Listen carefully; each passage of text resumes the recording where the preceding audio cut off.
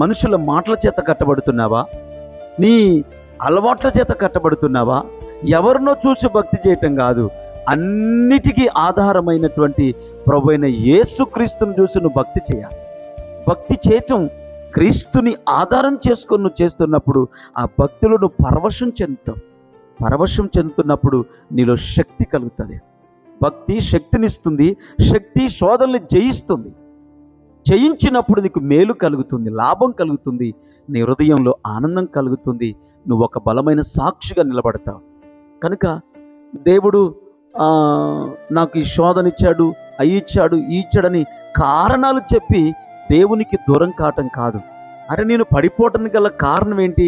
Correct అయిన దేవుని యందు విశ్వాసము నాలో లేదేమో అని చెప్పి తిరిగి ఉపవాసంతోనూ, వాక్య ధ్యానంతోనూ, ప్రార్థనలోనూ, సేవకులతో సావాసంలోనూ, సంఘ సావాసంలోనూ ఎల్లప్పుడూ ఉన్నట్లయితే తిరిగి నువ్వు కోల్పోయినటువంటి ఆ భక్తిని, శక్తిని, అధికారాన్ని, దేవుని యొక్క ఆత్మ నడిపింపును తిరిగి నువ్వు పొందుకుంటావు.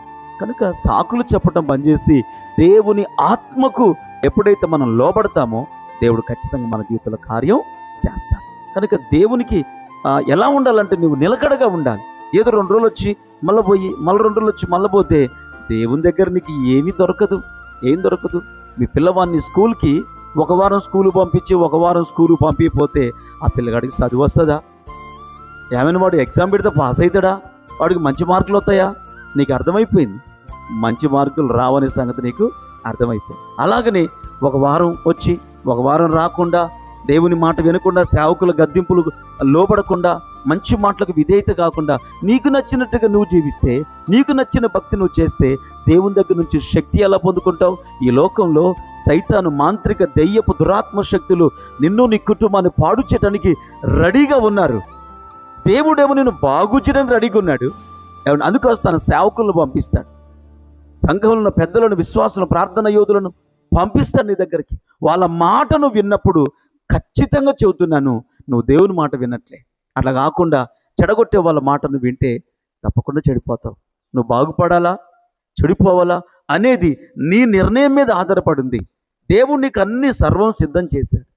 కనుక ఆ సిద్ధం చేసిన దేవుని మాటలను విన్నట్లయితే ఖచ్చితంగా దేవుడు నిన్ను ఆశీర్వదిస్తాడు. అందుకోసమే ఈ నా మాటలు చొప్పున చేసి ప్రతివాడు బండ మీద ఇల్లు కట్టుకొనిన బుద్ధిమంతుని పోలి ఉండును అని దేవుని యొక్క లేఖనం సెలవిస్తుంది.